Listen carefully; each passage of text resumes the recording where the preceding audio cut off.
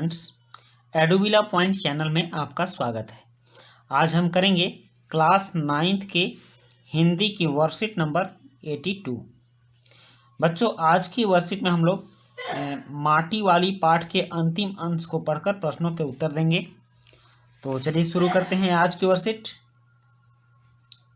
आज माटी वाली जो चैप्टर है उसका अंतिम अंश हम लोग पढ़ेंगे और यह काफ़ी छोटा लेकिन भावनात्मक है और मार्मिक भी है, तो आप लोग ध्यान से इसको देखिए। उसका गांव शहर के इतना पास भी नहीं है, कितना भी तेज चलो फिर भी घर पहुंचने में 1 घंटा तो लग ही जाता है। रोज सुबह निकल जाती है वह अपने घर से, पूरा दिन माटा खाना से मिट्टी खोदने, फिर विभिन्न स्थानों में फैले घरों तक उसे ढोने में बीत जाता है। घर पहुंचने से पहले रात घिरने लगती है। उसके पास अपना कोई खेत नहीं, जमीन का एक भी टुकड़ा नहीं। झोपड़ी जिसमें वह गुजारा करती है गांव के एक ठाकुर की जमीन पर खड़ी है। उसकी जमीन पर रहने की एवज में उस भले आदमी के घर पर भी माटी वाली को कई तरह के कामों की बेगार करनी होती है।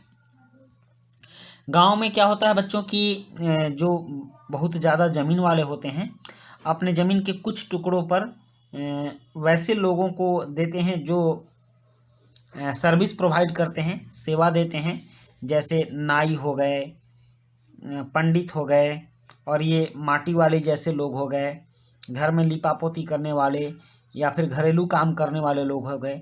तो इन सबों को वो अपने ज़मीन का छोटा छोटा टुकड़ा दे देते हैं और ये उनके ज़मीन पर रहते हैं और बदले में इन लोगों को ठाकुर साहब के घर पर बेगार काम करना पड़ता है। बेगार का मतलब होता है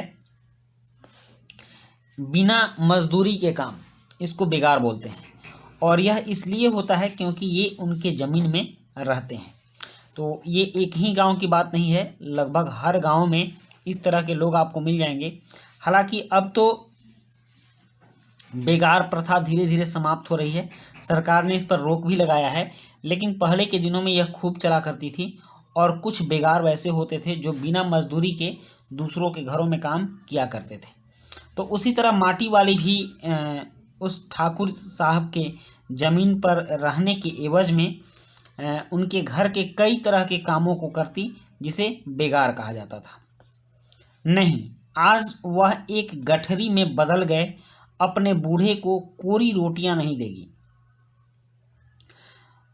ऐसा इसलिए कहा जा रहा है क्योंकि उसके जो पति थे वह काफ़ी बूढ़े थे और उनको वह सूखी रोटियां आज देने वाली नहीं थी, ऐसा वो मूड बनाकर चली थी। माटी बेचने से हुई आमदनी से उसने 1 पाव प्याज खरीद लिया। प्याज खरीदा उसने, प्याज को कूट कर वह उन्हें जल्दी जल्दी तल लेगी। बूढ़े को पहले रोटियां दिखाएगी ही नहीं, सब्जी तैयार होते ही परोस देगी उसके सामने 2 रोटियां। ऐसा ये मन में सोच रही थी। अब वह 2 रोटियां भी नहीं खा सकता, 1 ही रोटी खा पाएगा या हद से 1.5, मतलब 1 और आधा, 1.5 रोटी। अब उसे ज़्यादा नहीं पचता, इसलिए वह ज़्यादा नहीं खाता। बाकी बची 1.5 रोटियों से माटी वाली अपना काम चला लेगी। 1 रोटी तो उसके पेट में पहले ही जमा हो चुकी है। मन में यह सोचती, हिसाब लगाती हुई वह अपने घर पहुंच गई। उसके बूढ़े को अब रोटी की कोई ज़रूरत नहीं रह गई थी। माटी वाली के पाँवों की आहट सुनकर हमेशा की तरह आज वह चौंका नहीं। मतलब उसका जो बूढ़ा था वह एक बीमार व्यक्ति था और वह चारपाई पर ही पड़ा रहता था। जब भी माटी वाली जाती थी तो वह उसकी ओर मुड़कर देखता था, लेकिन आज वह नहीं देखा, आज हिला भी नहीं। उसने अपनी नज़रें उसकी ओर नहीं घुमाई। घबराई हुई माटी वाली ने उसे छू कर देखा। माटी वाली को कुछ शंका हो गया कि आखिर आज बूढ़े ने पलटकर उसे देखा क्यों नहीं, उसकी तरफ नजरें क्यों नहीं घुमाई। तो उसने छू कर देखा, क्योंकि जो व्यक्ति, इसको अंदेशा हो गया कि कहीं मर न गया हो, और जो व्यक्ति मर जाता है उसका शरीर ठंडा हो जाता है। तो घबराई हुई माटी वाली ने उसे छूकर देखा, वह अपनी माटी को छोड़कर जा चुका था। मतलब वह बूढ़ा व्यक्ति अपनी माटी मतलब जो मिट्टी का जो शरीर है, हमारा शरीर आप जानते हैं कि यह पंच तत्व से मिलकर बना होता है। रामचरितमानस में भी इसका वर्णन है कि पंच तत्व यह अधम शरीरा, क्षितिजल पावक गगन समीरा, मतलब क्षितिज आकाश, धरती, हवा, जल और पानी से मिलकर हमारे शरीर का निर्माण होता है, तो उसको माटी ही बोलते हैं। तो वह बूढ़ा अपने माटी को छोड़कर जा चुका था, मतलब उसके प्राण निकल चुके थे। ये गद्यांश है और आपके माटी वाली पाठ से लिए गए हैं। अब इससे संबंधित कुछ प्रश्न हैं, जैसे कि बूढ़ी माटी वाली की दिनचर्या क्या रहती है, माटी बेचने से हुई आमदनी से उसने क्या खरीदा था और वह उससे क्या बनाने वाली थी, माटी वाला का पति अब 2 रोटियां भी क्यों नहीं खा सकता था, उसके बूढ़े को अब रोटी की कोई ज़रूरत नहीं रह गई थी, ऐसा क्यों कहा गया है। कोरोना काल में अपने कई लोगों को अपना घर छोड़कर जाते देखा होगा, अपनी पुरानी जगह को छोड़कर जाने में लोगों को किन समस्याओं का सामना करना पड़ता है, सोच कर लिखिए।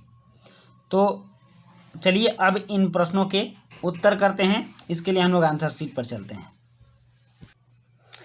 प्रश्न 1 है, बूढ़ी माटी वाली की दिनचर्या क्या रहती है, मतलब वो क्या करती है। तो हमने देखा है कि बूढ़ी माटी वाली सुबह माटा खाना जाती है। माटा खाना के बारे में मैंने आपको बता दिया है कि माटा खाना एक वैसी जगह होती है जहाँ से मिट्टियाँ खोदी जाती हैं, ठीक ना। ये जगह हर जगह नहीं होती और शहरों में नहीं मिलती, गांव में ही किसी किसी खेत में या कोई जगह होता है, उसको माटा खाना बोलते ही हैं, कहीं कहीं माटी खान भी बोलते हैं। तो इस तरह से वो माटा खाना जाती है और वहाँ से माटी लेकर शहर में उसे बेचने जाती है और बेचने के बाद जो पैसे मिलते हैं उसे लेकर रात तक घर आती है। यही उसकी दिनचर्या है और शहर से उसका घर भी लगभग 1 घंटे की दूरी पर है। वह पैदल 1 घंटा चलती है तब अपने घर पहुंचती है। प्रश्न 2 है, माटी बेचने से हुई आमदनी से उसने क्या खरीदा था और वह उससे क्या बनाने वाली थी। तो जो आमदनी हुई थी उन पैसों से उसने 1 पाव प्याज खरीदा था जिससे वह सब्जी बनाने वाली थी। प्रश्न 3 है, माटी वाली का पति अब 2 रोटियां भी क्यों नहीं खा सकता था। तो इसका उत्तर है क्योंकि उसकी मृत्यु हो चुकी थी। प्रश्न 4 है, उसके बूढ़े को अब रोटी की कोई ज़रूरत नहीं रह गई थी, ऐसा क्यों कहा गया है। तो इसका उत्तर है क्योंकि उसका बूढ़ा मर चुका था। और प्रश्न 5 है कि कोरोना काल में आपने कई लोगों को अपना घर छोड़कर जाते देखा होगा, अपनी पुरानी जगह को छोड़कर जाने में लोगों को किन समस्याओं का सामना करना पड़ता है, सोच कर लिखिए। तो इसका उत्तर है अपनी पुरानी जगह छोड़ने पर सबसे बड़ा दुख उस जगह से जो लगाव बना होता है उससे होता है। व्यक्ति चाहे कहीं भी रहे, महल में रहे या झोपड़ी में रहे, वह जहाँ रहता है उस जगह से उसका एक लगाव हो जाता है, उस जगह से एक बंधन में बंध जाता है और जब उस जगह को छोड़ना पड़ता है तो उसे बहुत दुख होता है। उसके बाद अपने सामानों को जो बर्बाद होते हैं उनका भी दुख होता है, अपने रहने का ठिकाना, कुछ खर्च भी ज़्यादा बढ़ जाते हैं, कुछ अपने लोग छूट जाते हैं, इन सभी समस्याओं का सामना करना पड़ता है। तो बच्चों, यह थी हमारी आज की वर्कशीट और आज की वर्कशीट अगर अच्छी लगी तो आप लाइक, सब्सक्राइब, कमेंट जरूर कीजिएगा। मिलते हैं नेक्स्ट वीडियो में। Thank you.